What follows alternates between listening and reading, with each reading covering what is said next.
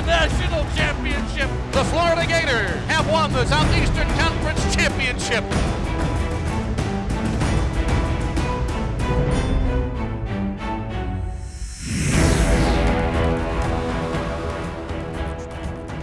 GatorZone is presented by Wells Fargo. Together we'll go far.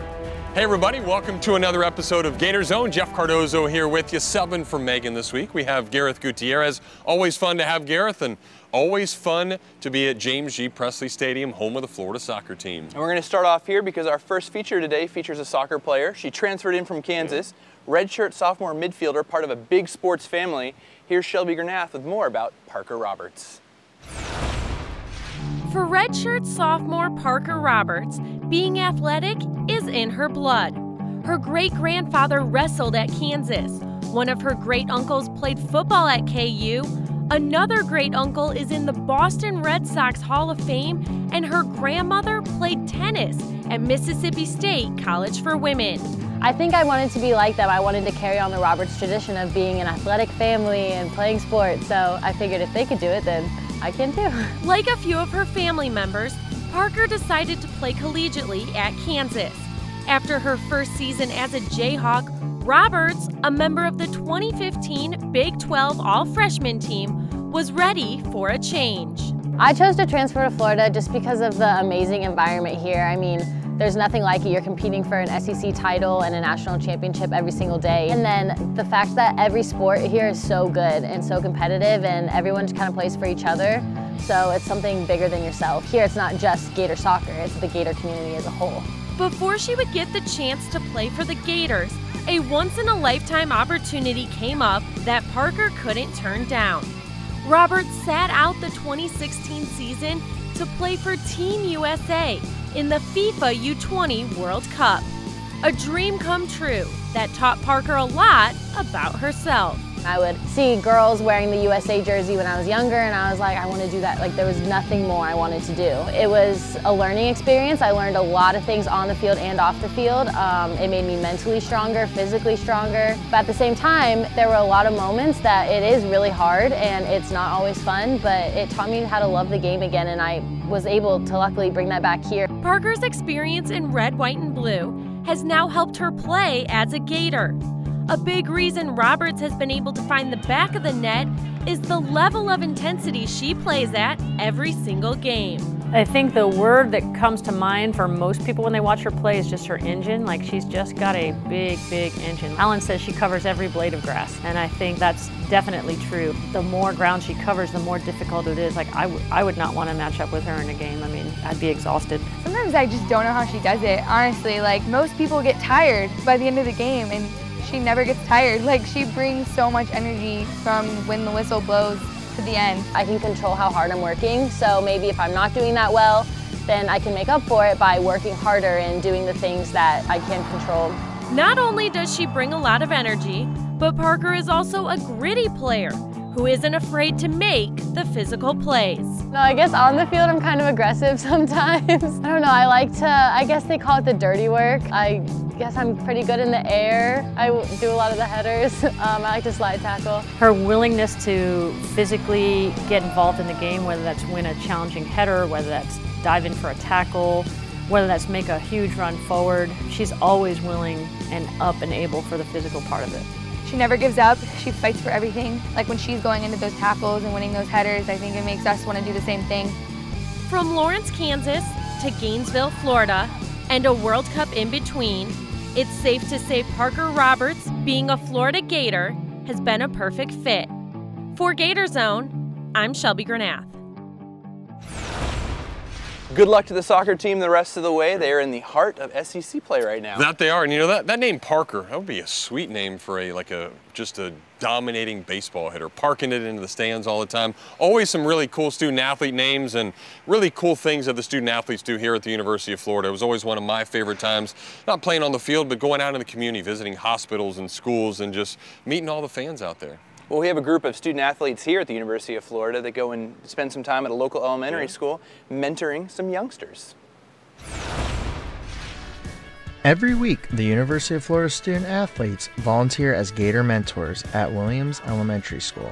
where the athletes assist with young students in classroom activities while sharing the importance of making healthy decisions. This week, the student athletes volunteered in Jonathan James' 5th grade class, where they helped students in their liberal arts activities. It means a lot because what it tells me is that the University of Florida is willing to put in that time to come in and help the community, and I also get to use it as an incentive for my kids. So if they're having a rough patch early in the week, I can always say, hey, you make sure you stay on your best behavior, because I know you want to participate when the athletes come, and they usually set right, on the right path. So, have you all come up with an answer? For the student athletes and students alike, this experience was second to none. So it's super rewarding just kind of like being able to come in and teach the kids, because I know when I was a kid, I always loved when I saw like student athletes coming in. I think I used to look up to a lot of different student athletes, and it's nice for them to we can relate to them on that level, because we were there once and we were 5th graders once, and it's kind of cool to get down to their level and just have fun with them. they actually saw the athletes come when they were in 4th grade, and they were chomping at the bit to become 5th graders, and that was one of the main things that they mentioned when they first came that first day of school. Are the athletes going to come from Florida? And I kept promising they'll come, and now they're here and they're very excited. Red Roses Rock. What does it start with? Those consonants are at. For GatorZone, I'm Jake Young. Behavior. I do appreciate you all. All right, Jake, thank you very much, Gareth. Always awesome to see the student athletes getting out, and just the smiles on the kids' faces is really, really cool. Certainly is. When we get back on the other side of the break, we're going to move from this football over to the other football and look back at the career of a Gator great. GatorZone is brought to you by Wells Fargo. Together, we'll go far. And by Gatorade. Win from within. Welcome back to GatorZone. We're over here at Steve Spurrier Florida Field at Ben Hill Griffin Stadium. And speaking of Bens, we've got a great Ben, good old Ben Troupe. The tight end position was really, really good at this thing we call football. One of my favorite memories when I was first getting into Florida football against Ole Miss. It felt like the whole Ole Miss team was hanging on to Ben Troupe. He threw them all off and just kept going. One of my favorite players. I remember it. Let's see if this feature right here can have Gareth relive those great memories. A first-team All-SEC selection and SEC champion, Ben Troupe was a fan favorite among Gator Nation back in the early 2000s. The harmony of 90,000 plus inside the swamp yelling "Troupe" every time number 84 touched the ball echoed through the microphone of legendary broadcaster Mick Hubert. The stud tight end recently reflected back on his days here in Gainesville. Being at the University of Florida it was the greatest 4 years of my life. You know, it's one of those things to where, like, you growing up playing football, I never ever think I'm gonna even go to college. Then to have Steve Spurrier in your living room, and all he said the whole time was, "Ben, you gonna be with us?" And I was like, "Yes, sir, I'm gonna be." You know, and he was the first guy to come to my living room. But Florida is like, I take nothing away from these other schools, but it is the greatest school in the world. If you don't like it, hey, you don't like it. For Troupe, playing in front of thousands of fans on any given Saturday was an opportunity to learn various lessons that he still carries with him today. I learned how to really go about things and understand all I can control is how I go about things. I never ever felt as though somebody owed me anything, but when you work as hard as you work and then you understand how hard it is to play on Saturday, it's really, really made me the man I am today, because now I get to speak in front of so many crowds. I get to be a speaker now. I still get to work with the NFL, and I get to work with young people. That's what I learned. There were several memorable moments back in the early 2000s that were created by Troupe, but a few specific memories top the list for number 84. I was one of the only recruits to ever go in Steve Spurrier's house. I got to go in his house. I got to touch the Heisman Trophy. I got known for the hurdle. I jumped over the guy against Ole Miss, jumped over the guy at Michigan. That's what all got started. And to walk away from this thing knowing that I'm an All-SEC tight end, All-American tight end, I'm a Hall of Famer, I would have achieved none of the things I've done in this life without the University of Florida. So I owe University of Florida everything. Troupe credits his time at the University of Florida as one of the sole reasons he was ready for the next level. You're going up against the best players in the country every day at practice. I mean, you think about the Gus Scotts of the world and the Keywan Rattlers of the world and the Darrell Lees and, Bobby McCrae's. By the time I go to NFL, I go, listen, I got first-round talent at practice every day, so take nothing away from y'all Tennessee Titans, but I was prepared a long time ago. Troupe went on to be drafted in the 2nd round back in 2004 by the Tennessee Titans and went on to play 5 seasons in the NFL. For more information on this Gator Greats, head on over to FloridaGators.com today. For GatorZone, I'm Mitch Gerber. They call the University of Florida DBU, but I think it could be TEU. The number of tight ends that we've had come through this program, unreal. But I think Ben Troupe still might be my #1. Probably a good pick, wouldn't doubt it. So yeah, let's hope Goolsby and the rest of the crew start to get good for this football team, and we're going to get even better than we have been already because we're going to volleyball, the Lemoran Center, to spin around a few balls after the break. GatorZone is brought to you by Wells Fargo. Together we'll go far. And by Gatorade. Win from within. Welcome back to GatorZone. Jeff and Gareth still hanging out with you here inside the Lemoran Center, the volleyball practice court. One of our favorite places to come, especially you and Megan, because you guys get to play around in here. No doubt, love doing so, but when you do that, you got to make sure you stay hydrated. And that not only us, but everybody out there listening, just so important to make sure you do the right things, put the right things in your body. We can have a physique like me and Gareth, right? But the important thing is every student athlete here at the University of Florida is taken care of. Do such a good job, whether it's volleyball, baseball, basketball, football, on and on and on. There's different programs for different sports, and they got some good ones. And the person taking care of the volleyball team, Hillary Ake. Fueling the athletes is just as important as their strength training, practice, and preparation. That's where Hillary Ake comes in, volleyball's very own nutritionist. She helps the team make sure their bodies are right to compete at the highest level. It would be hard to put into words just how valuable Hillary is to our program. Having somebody like Hillary, her background, her knowledge, her investment level, our athletes are given every opportunity to excel at the highest level, and nutrition is a big piece of it. And credit Hillary because the buy-in starts with her. Coach Wise knows that to reach each athlete, you have to change your approach, which rings very true with nutrition as well. That every player is unique and has unique needs. And Hillary's ability to work individually with each player, find out what's the best program for them.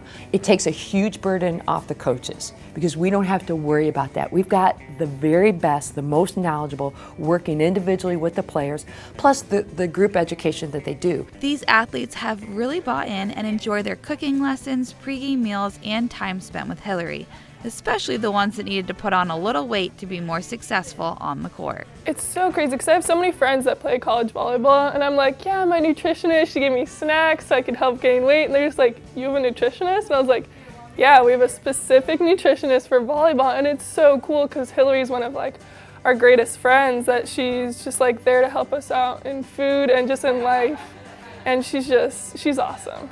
As well as a player like Caroline Knope that sees the true value in nutrition and Hillary's role with the team. Obviously, Hillary is a superior to us and somebody who we look up to, but she is so awesome. She makes you feel so comfortable. She allows you to be yourself. And, you know, nutrition with female athletes is something that is kind of a touchy subject at times. She makes it really easy. She makes it very comfortable. We even have like lunches that we make with her in the Hawkins Center that, you know, she just makes it so easy and so light. Foods that we like to eat that aren't necessarily considered the healthiest, that she finds a way to make, you know, more healthy. Really done a good job of making us feel comfortable so we feel comfortable with her. The feeling of family, friendship, and solid relationships is definitely mutual. I don't think I knew how close I could be with the team until I got here with them. They're just a lot of fun. I love hearing about their lives and their, you know, school and the things that they like to do over Christmas vacation and stuff like that. It's just really fun for me. It's certainly fun to kind of be one of the younger staff members on our team, to kind of be able to have a little bit more of a relaxed, comfortable relationship. Coming in last year, Ake wanted to make sure she did her best and did not let anything go unnoticed. I think my biggest thing, kind of make sure that nothing fell throughout the season. Like a lot of times nutrition, all that stuff, it's really important in the off season so that ready, and then we just get through competition. But for me, I wanted to make sure that we didn't let things, like no one was losing weight and it wasn't getting paid attention to. And nobody was getting fatigued towards the end of the season and it wasn't being addressed. Or, you know, people weren't skipping meals because they had nervous stomachs and it wasn't, you know. So that was my thing, to make sure that from preseason until the very end of the very last match that we were always stayed on top of it. Seeing the athletes compete always seems to be at the top of the list of staff members' favorite things to witness, and with Hillary, it's no different. Doing cooking classes and watching matches, like sometimes it's one of those things where it's like, am I really at work right now? Like it's pretty cool, and having the opportunity to work with them outside of a setting where they're trying to, you know, fight for starting spots and things like that, and have it be a little bit more relaxed is really unique to my job, and it's really fun. Whether it be meal planning, traveling, or weight check-ins, Hillary makes her athletes feel special, cared for, and feeling at the top of their game. For GatorZone, I'm Megan Parler. Clearly, Hillary's made a big impact on this team because they're absolutely taking care of business this year on the court. Yeah, they certainly are. They've been awesome. They've been the #1 team in the country this year, just the 3rd time in school history that has happened. And that number 3 right there seems really small when we talk about this next story. 7 is the number we're looking at. That's how many gold medals were won by Caleb Dressel this summer at the World Games. Well, that mark ties a guy named Michael Phelps, so that's pretty impressive. Here's a bit more about Caleb's summer. 2017 was a historic summer for senior Caleb Dressel.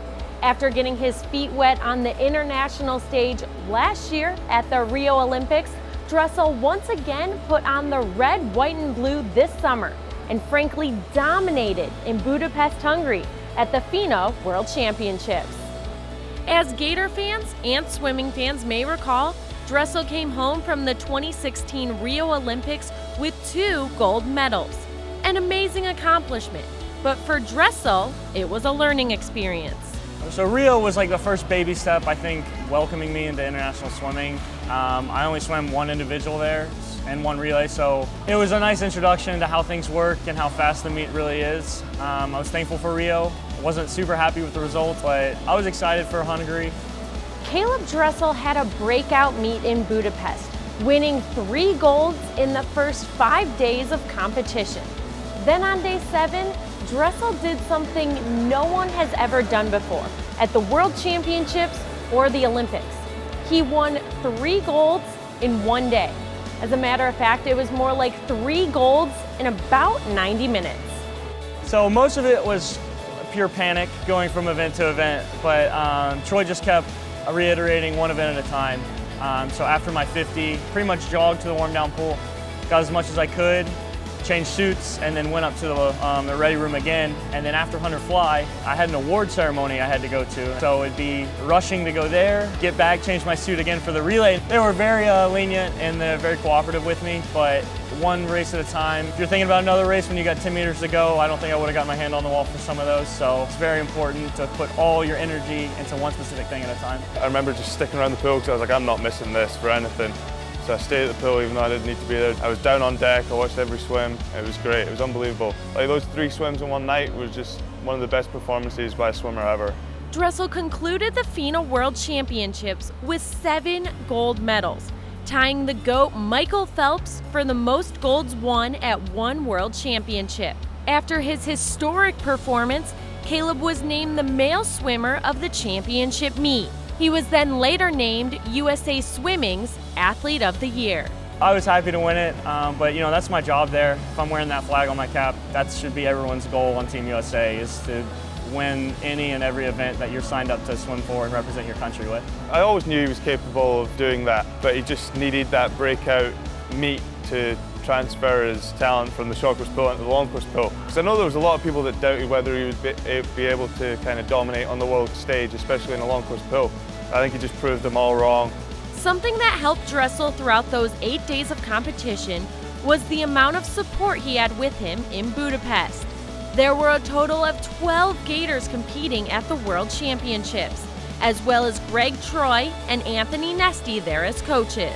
I'd see him in the warm down pool. Mark would already be talking trash to me about how maybe my finish was bad or why I breathed that close to the wall. So they'll keep you honest. The guys you train with every day, they know what you put in and they know what you deserve. So to have them there with me and me be able to watch them swim on a world level is truly amazing. It shows the depth we have here at Florida. Dressel now has his eyes fixed on his senior year here at Florida, his last season in orange and blue. Caleb and the rest of the men's team have big goals for this season, and they are going to do everything they can to turn those dreams into reality. do what I need to do for the team. If I need to be swimming a 500 free or a mile, gosh dang it, I'll do it. I'll do anything. I just went in my senior year the way I always dreamed of doing it, and it's not going to be easy. And you can't plan on perfect, but I'm not going to miss a moment, I'm not going to miss a memory. So forget the swimming, I just want to enjoy the rest of my year here. For GatorZone, I'm Shelby Granath. Thank you so much, Shelby. And no Megan this week, but on the other side of the break, one of her favorite segments.